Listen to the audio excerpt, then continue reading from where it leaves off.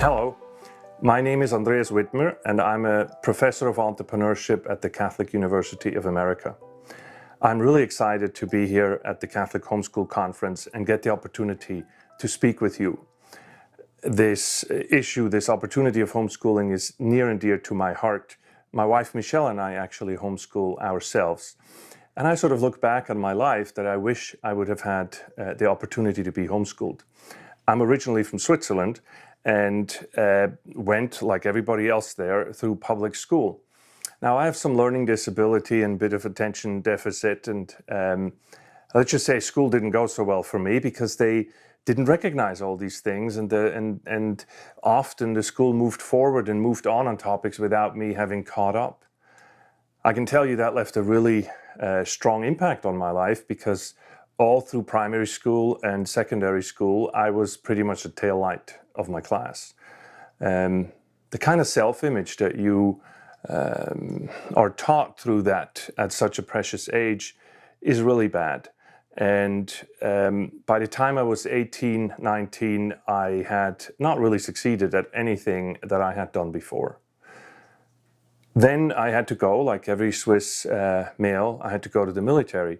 Now there I did excel because I'm the youngest of 6 kids and I have 3 brothers and 2 sisters, and we were growing up in the countryside, really the countryside, and we were outdoors a lot and we were wrestling and fighting, and let's just say I'm 6'9" and I developed really well, and I was sportive at that time, and the military loved it. So I got in there. It's a militia, you start on the bottom, and very quickly they took a liking to me and they started to promote me and give me additional responsibility. It was an absolute joy to be in there. And so I decided I would actually want to make a little bit of a career out of being in the military and I applied to become a Swiss Guard. Now, the Swiss Guards are not connected to the Swiss military formally. Switzerland is a Protestant country. As a matter of fact, when I became a Swiss Guard, I had to give up my passport because it's a foreign legion. You can't serve a foreign head of state if you belong to another state. But given that we're 500 years old core, they sort of worked this out. But nonetheless, there was no real connection between the military in Switzerland and the Swiss Guards. It's just something I decided to apply to. Now, interestingly enough, I did not apply for this because I was this strongly convinced and faithful Catholic. I actually wasn't. I'm kind of a product of religious education of the 70s and early 80s, and didn't really have an interest or didn't really have any faith, so to speak. But I thought that being a bodyguard was about the coolest thing you could do. And so I applied, and lo and behold, they accepted me. I arrived in the Vatican on November 1st, 1986, and went through a military training there. It was fairly rough. It would be about 2 months before we would end. My service was to start, I think, on January 1st of 1987. And the deal was this, that if you go through the recruit school, there's a test at the end. And if you pass that test, you can stop your recruit school and start to work as a guard. My plan was to, and I did, take this test, I think it was the 22nd of December or so, so that if I would pass, I would sort of get my time free over Christmas and start on January 1st. At least that was my plan. I took the test, and on the 23rd, I found out that I passed, and so I could leave the recruit school. And then I went to bed. As a typical 20-year-old, I slept until like 11 o'clock the next morning, I remember. And I went out down into the courtyard, and I did notice it was a little strange that everybody else was going the other way, like hurriedly, and I was on my way down to the cantina to get my breakfast. And as I walk into the courtyard, the sergeant major came out of his office. See, when you're new there, you don't know this, but the sergeant major is the person who tells people what to do. They assign the jobs. And as soon as that guy comes out of his office, he wants something. And it's just, I didn't know that and I didn't see him, but everybody else did, and they ran the other way. Well, I happened to just walk right into him, and he says, "Hey, you new guy, what are you? I heard something you passed the exam. What are you doing tonight?" And I'm like, "Well, I was hoping to go out, to Rome, have a nice meal." It was the 24th, so for us in Switzerland, even in Rome, the 24th is the big event for Christmas. And I thought, isn't there a party tonight here in the Swiss Guards as well later on? And he's like, "No, I'm not talking about that. I'm talking about work. Like, one guy got sick. I need somebody to fill in. You fill in for him." And I said, "No, no, no, no. You don't understand. I don't start until January 1st. Boy, that was not a good thing. Not a good thing to say to him. That guy blew up. He chopped my head off, and basically set me straight. Let's just say it's the last time I ever said anything, against what he wanted or said. Anyway, he basically cut me to size and says, "You're showing up tonight at 8 o'clock for service your service from tonight at 8 to tomorrow at 8 o'clock in the morning.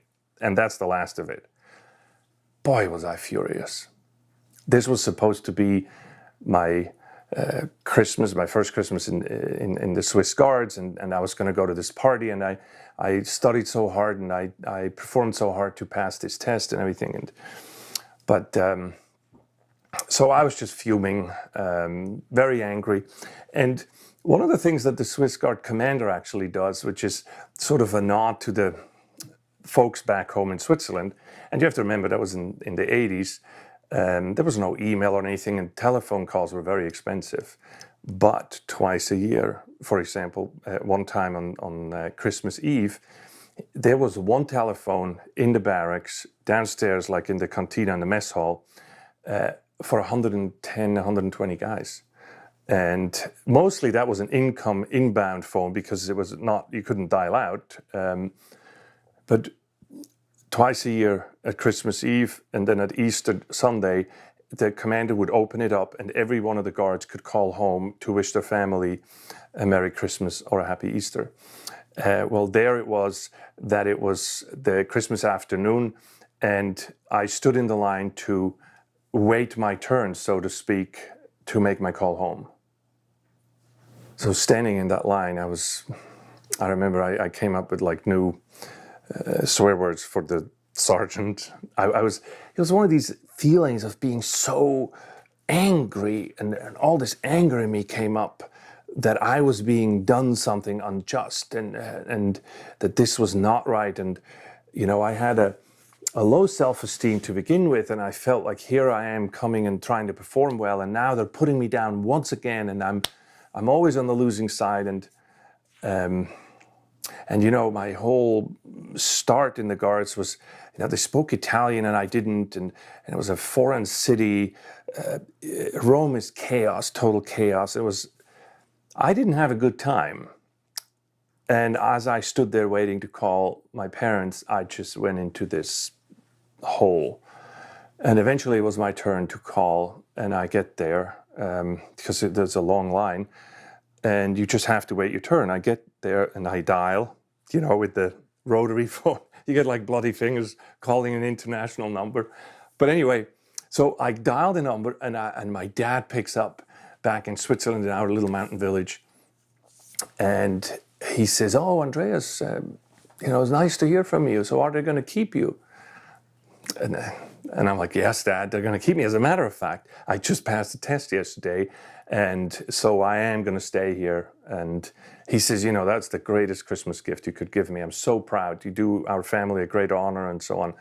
And I liked all that. And then he said, "And now go and, I hope you guys have a great party for Christmas tonight." And I said, "Well, Dad, that's just it. I'm not celebrating Christmas tonight. They're making me work." And my dad is like on the phone saying, "What?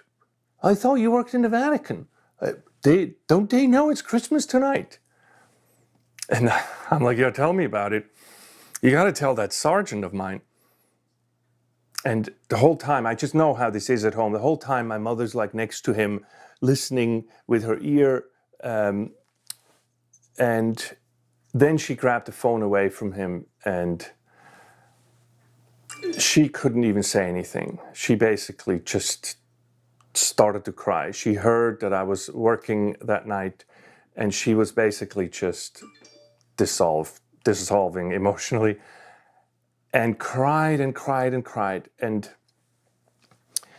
here it's important for me to say that I am the youngest of 6, okay? So I have a very special relationship with my mom. I may be 6'9" and so on, but well, how should I explain this? Well, let's look at it this way. I like to say to my siblings, they like to call me the baby of the family. I don't think, look at me, I'm not the baby of the family. I think I'm her masterpiece. After me, she's like, okay, I have the perfect child. I don't need any more children. I've actually achieved it. Needless to say, we have a very, very strong relationship. And one aspect of that is that, you see, when my mom cries, I have to cry with her. And so she's on the phone crying, and I look back and there's literally 30 guys, military guys, standing behind me. Everybody, of course, looking at me, waiting for me to finish. And I had to decide between my honor and my mom. I chose my honor, and I hung up. I hung up on my mom, and I said, Mom, I love you, Merry Christmas, because I couldn't stand to start to cry in front of these people. And I ran away, and I ran to my room, and I put on my uniform. And I went to work, 8 o'clock. Again, I passed, the Pope is sort of protected in these circles. I passed one after the other of these checkpoints of all the guards, and you check in yourself and all that. Nobody said a word. They could just, they were all just happy that their turn was over. Finally, I get to the guy who was there before me, and I'm taking over to do this night service. And the position was the last position before the Pope, which was the Pope lives in an apartment, and there is a little antechamber to the apartment with 2 doors, and in there is a Swiss guard, and then outside is the loggia, by Raphael, and this is on the 3rd floor of the Apostolic Palace. The Pope doesn't live in the whole palace. The Pope lives in this 3-bedroom apartment. So, but the last room there before you get into the loggia is where the Swiss guard is, and they basically have keys to both sides, and so they are sort of the gatekeeper, literally, to the papal apartment. So I check in with the guy, and the other guy who was there before, he couldn't get out of there fast enough. I closed the door, I locked the door. In a sense, you lock yourself in. There's a little desk there with a lamp, makes a little cone of a light. And there you can actually sit. There's a chair there, you can sit, and you bring a little briefcase with you, where you can bring a book, and you can read or write, because nobody can get there without you letting them in or out. And but I didn't sit and write. It was already 8 o'clock, and so it was pretty dark already. And it was dark in that room, which reflected my sort of state of mind. And I described what I had there as the perfect emotional storm of my life. I started to accuse myself of having failed at everything I've done in life, that I have nothing to show for. I don't know what to do with my life. I'm basically an idiot. And here again, I walked right into it. I do something with these people, and the minute I get in, they do something unfair to me, and I'm down and not appreciated, and I anyway don't know who I am and what I'm going to do with my life. And I just started to cry so much, like I was shaking. I was crying so hard for probably 2-3 hours. When you accuse yourself, you're a better accuser to yourself than your worst enemy would accuse you of. It was a horrible, horrible experience. Suddenly the radio goes off, and it's the commander of the Swiss Guards, and he says, "Hey, Widmer, the Pope is leaving the apartment, and he's using your exit, let him out." And I'm like, "Hello?" He's like, "Widmer, are you there? Just let him, the Pope is coming your way, let him out." I'll let you in on a secret. So we have a key on both sides. So we have a key to this door, and this is where the Pope is. And we what we do is we turn the key. We don't actually open the door. We just turn the key, and then the door is open. And I'm not sure he knows that. Don't tell him. So we turn the key and the door is open, and then we only open the next door once he's in front of us. But I unlock the door and I step back, and I just have time to pull my uniform straight and to go into attention when the door opened, this big door, and this warm, beautiful yellow light streams into my room and forms the form of the door on the floor. And I'm standing slightly outside of this, and in the door frame I see John Paul II. Now you have to remember that was in 1986. He was still very strong, and he was a stocky guy. He wasn't too small, but it's relative. And he had broad shoulders, and he stood still in the door frame, and he had the thing that whenever he was interested in something, he would sort of tilt his head. And so he tilted his head, and he looked at me, he pointed at me and says, "Hey, you're new. I've never seen you here. What's your name?"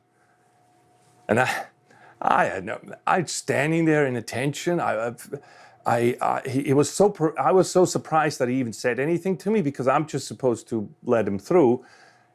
I think I gave him my social security number for all I know. I couldn't say anything.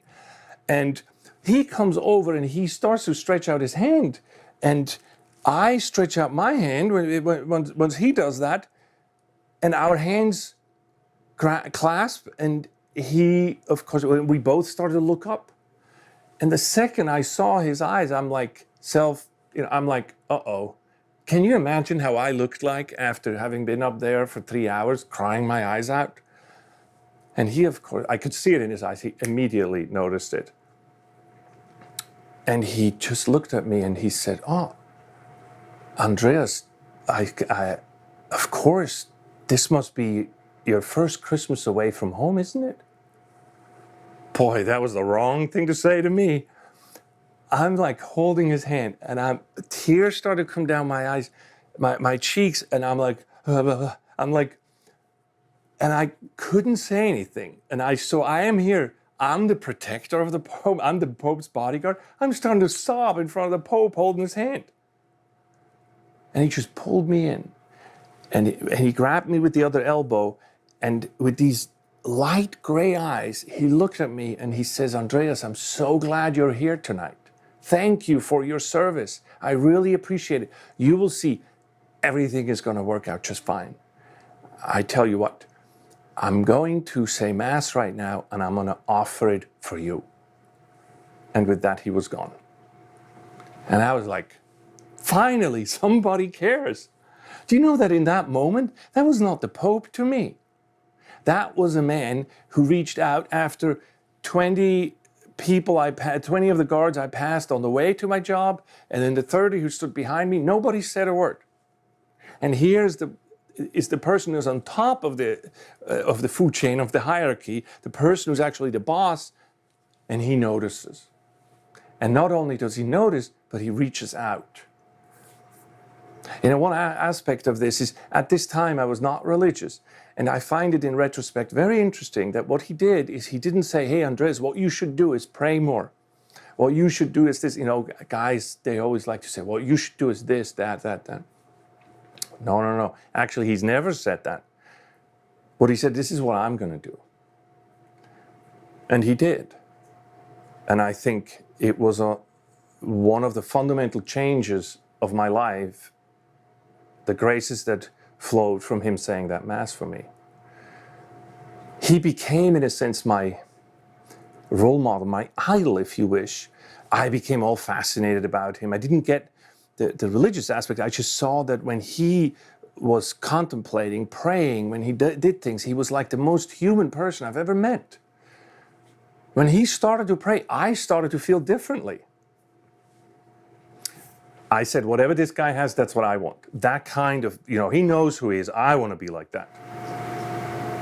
I admired him so much. I, in a sense, made him into an idol. I admired him. I idolized him.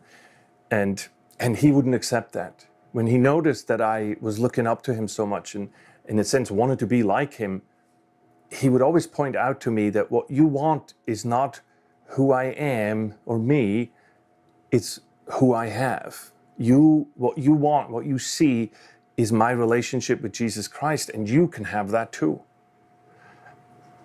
He taught me to pray the rosary, and he taught me to entrust myself to God and to open myself to God through prayer, and the Eucharist, and the other sacraments. And I really had a spiritual, palpable experience of the presence of God, which I think would have never happened if it wasn't for my encounter with him. When he did this, I started to have this realization that God is real and is present to me, and I can have this relationship with Jesus. I ended up just with one big question, and that is, Lord, what do you want me to do? Discernment is really all about that. It's, Lord, what do you want me to do? It's a difficult question, and there's actually quite a bit we can do to help both ourselves, but especially also our children in how to look at this. And John Paul would always talk about God the Father and God's wisdom and intention. And I actually never got it until I became a father myself. You see, we have a son, Eli, and he's now 17, but back when he was 4, 5, 6 years old, he would draw with my wife. My wife is an artist, and they would have these long rolls of paper and would keep drawing, the painting. It's just marvelous. I just always loved it, how she integrated him into the art, and they did this together. They did beautiful artwork together. And I, at the time, was running companies, and I was not around all that much. I was traveling internationally a lot. And so I started this habit that whenever I came back, I would bring him a gift. And he, of course, loved it. And often I forget to buy it abroad and then go to the airport shop on the way home. And once I remember I bought him, I go in, and they had one of these crayon boxes that was like this long, and it had every shade of every color in there. You could almost hang this up as an art piece yourself, like a rainbow, absolutely gorgeous. And I come home, he comes running up to me and says, "What did you bring me this time?" And I get this out of the bag and say, "Here, Eli, I got you these crayons." And he looks at this and loved it, and all these colors and everything, and he kept having in there, and I'm like, "Well, okay, Eli, go ahead." And he says, "What do you want me to do?" And I would say, "Well, I get a piece of paper and I say, I want you to draw. I want you to draw a painting, a picture for me."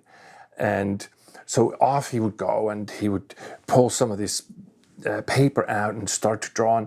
And then he keeps looking at me and saying, "Do you want me to use yellow?" "Yes, Eli, I want you to use yellow." "Do you want me to use green?" "Do you want me to use orange?" "Yes, Eli, I want you."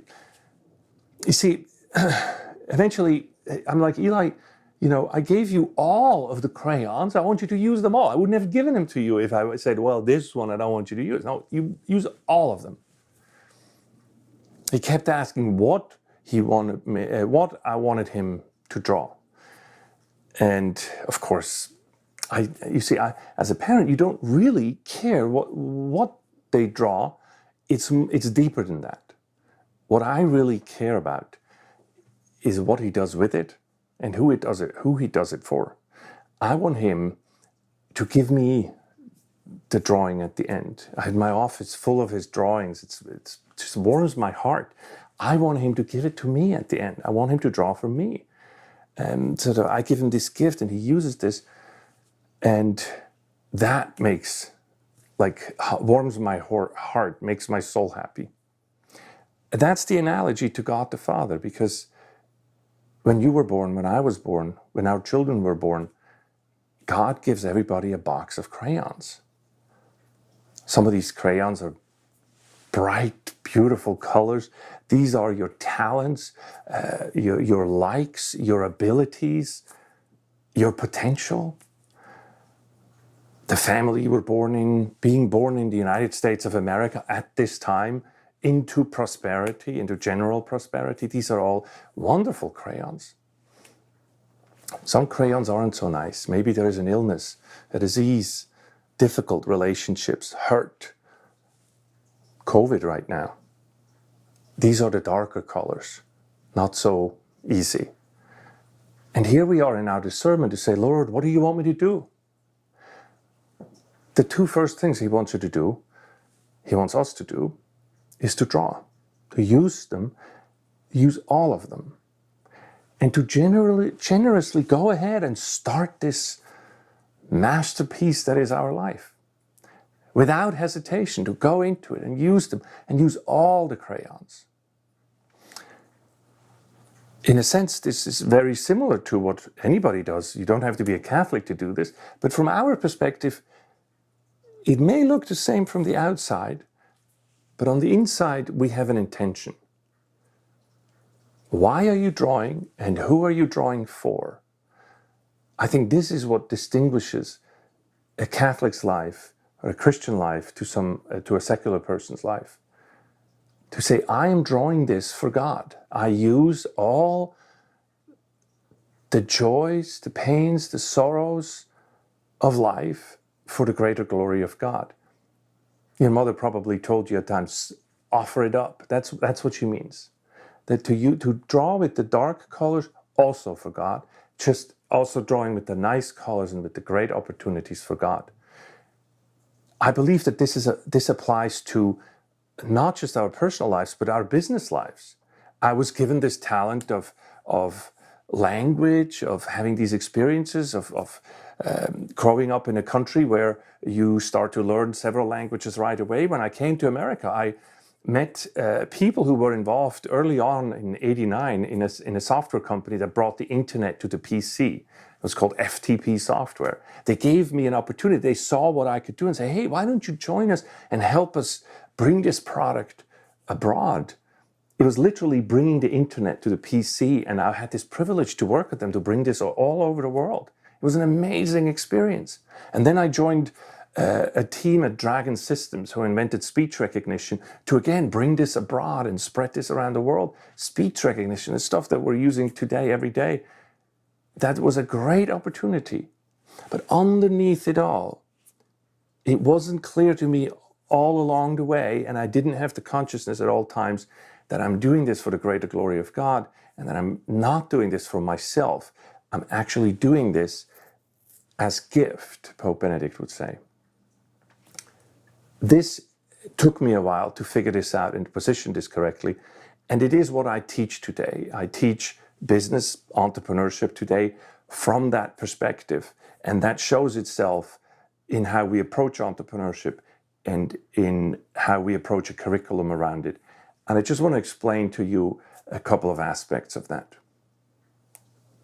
So, first of all, I call the introduction course to business, to entrepreneurship, the vocation of business, because I think it's very important to understand it's sort of the vocation of business right away bakes into the title of the class this anthropological aspect of that this is all for the greater glory of God, that our life is on this trajectory to get to heaven, that holiness is really our ultimate objective, and that is what's meant with vocation.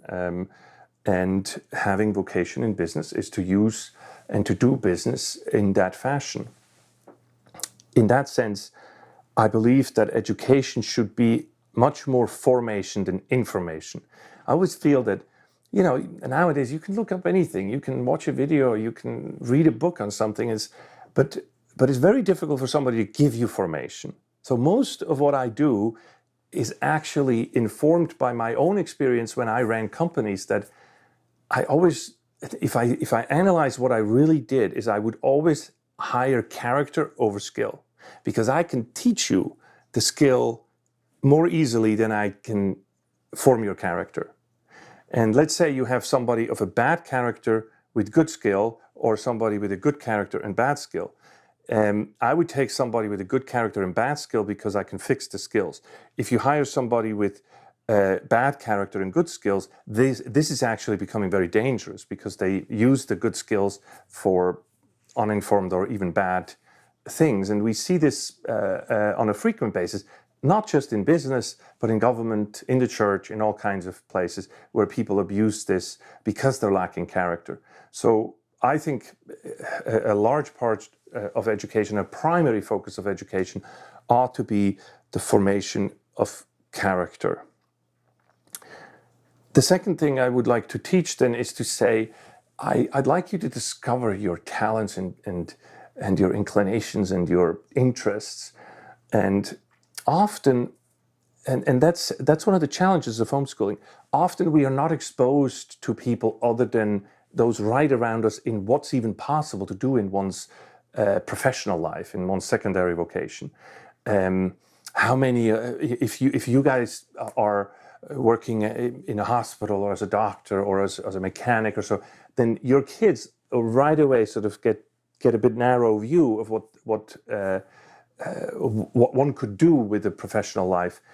And I very much would like people to expand that view, to expand this discovery of their talents, the discovery of their likes and inclinations, to try stuff that they haven't seen before. I also feel that in order to do that, we need good role models that can show us how this is being done.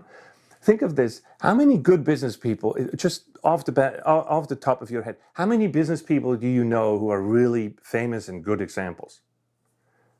Not many. Well, there are many. It's just that you don't hear about them. Actually, the majority of business people are good people and do very good stuff. Yes, there's the Bernie Madoffs out there, and some people who did, Ken Lay and so on, who did atrocious things. But for any one of those, there's also people in government, in the church, in the non-profit sector that are just as horrible and do just as horrible things. But in business, for some reason, these are much blown out of proportion because, of course, this messes with people's revenues and income and things like that. So I don't want to downplay it, but I want to upplay and say, how many people do you know? Did you know, for example, that François Michelin of the Michelin tires was an exemplary Catholic and very devout and did wonderful things? Ferrero in Italy, who has, the makers of Nutella and the Ferrero Rocher, dedicated his entire business to Mary, the Mother of God, when he was having a very difficult time. And throughout his life, both of these people have very much dedicated themselves to living, to having a company for God. Same in my compatriots in Switzerland, Victorinox, the company, the Elsner family, very devout Catholics, and really used their company and their work to the greater glory of God. It is important for our students and for our kids to be introduced to positive role models. On the one hand, saints, and on the other hand, people who are here and they may not be saints, but they are moving in that right direction. Of course, one of the favorites we have at the Busch School is Enrique Shaw, who is now a venerable, and I think he's an Argentinian businessman. You should Google him and check him out. A very inspiring story of a business person who really lived for others and worked for the greater glory of God. The next aspect that I would always want to include is that people need to understand how markets work. There's so much information, there's so much misinformation out there that the market is a zero-sum game, that if somebody wins, somebody has to lose. The market is such a beautiful thing that to me it's a miraculous thing that if we create value for each other, that this is analogous like to the multiplication of the loaves and fishes, that the more value we create, the more money there is. And this is a beautiful aspect of creativity that the Lord gave us. And on the one hand, to understand that in economic and business terms and how you do that. On the other hand, to understand the anthropology below that or beneath that. John Paul would say that when we work, we don't just make more, we become more. Why? When we work, is one of the great differences between us and the animals, that when we work, we can make something out of nothing. An animal can't work because they don't have free will, and they are not made in the image and likeness of God, the Creator. We are, that's why we can create. And of course there's free will involved, that you have the freedom to create. that includes the freedom to create something not good. You know, the whole idea of culture of life, culture of death. This is something we make a choice of every day of our lives in our actions. And so do we do in business. But what we're called to do is to participate in God's creative power in our companies, so we create goods that are truly good and that we provide services that truly serve. These are sort of some of the fundamentals that I want to teach to students. And then, of course, immediately to move into practical experience, because I think praxis is the best way to reach our hearts, minds, and soul in implementing all of this. So everything we do and everything I recommend you do in teaching business and entrepreneurship in particular has to be immediately connected to praxis. Otherwise, it becomes unrealistic. Now, I've taught now for a good 10 years, and I've taught a lot of students, and I have to say, and I hope that's not too much of a biased information, but I don't think so, that homeschool students in particular are some of my best students. And I even have a theory of why that is.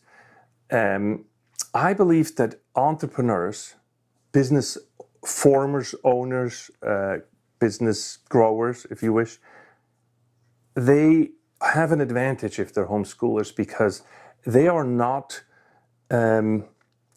school is sort of it conforms people. The whole school system, as you know better than me, it's designed to create factory workers. Everybody conforms, behave the same way. Well, that's not the future of our economy. And that is certainly not what's needed when you start to innovate and create companies that do well. I believe that in homeschooling, you acquire the love of learning. And isn't that what an entrepreneur is? A lover of learning, constantly moving forward and learning new aspects and new things and not being afraid of that, of recognizing that I don't know everything and moving ahead with it. I see my homeschool students that come to CUA as being not afraid of the truth or to pursue the truth. They have a certain immunity from groupthink. And I'm telling you that entrepreneurship exists outside of groupthink, because groupthink would go to the middle of the bell curve and there's no innovation there. And there's also no new business there, just very large companies doing what we've always done. All of these opportunities of entrepreneurship, growth, and innovation are outside of groupthink. And homeschoolers are trained to be outside of groupthink and not be afraid of pursuing truth. And then what I love about seeing my son Eli with his homeschooling is that he's taking initiative. He's learned to be self-supportive, taking initiative and plow through it and be innovative in how he has a say in how things are being done.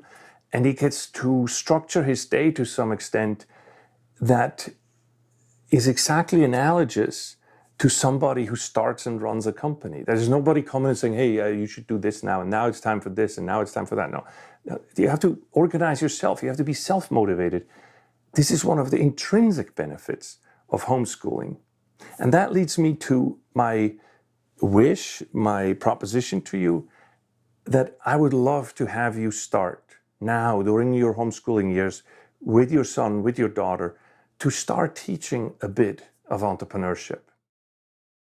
So my particular proposition to you is that I would like you to take a look at our SEED program. I'm going to put some links into the talk here, and CUA is also an exhibitor at the conference, so you can learn more there. But in a gist, what I'm proposing is we have developed that Vocation of Business class that I teach at CUA into a high school program that is modularized to the point that you as a homeschool parent can actually teach this to your kids in the homeschool setting. We are here, we're going to help to train you. We have modularized everything to the point that you can even choose which pieces you want to teach and so on. The just as a couple of examples, like what we do is we teach, it's age-appropriate teaching. We're teaching the student this vocation as creator, right? And in asking them to create a meal for the family and to start from ideation all the way through implementation, execution, and then eventually going towards the idea of learning and taking stock of what happened. It's a really well thought out experience, and whenever people did it, they give us super feedback for it. They create a dinner experience, a meal experience for the family. The beauty of it, it teaches other directedness. It's a perfect Christian approach to say, how can I create value for you? My favorite sentence that explains what business is the question, how may I help you?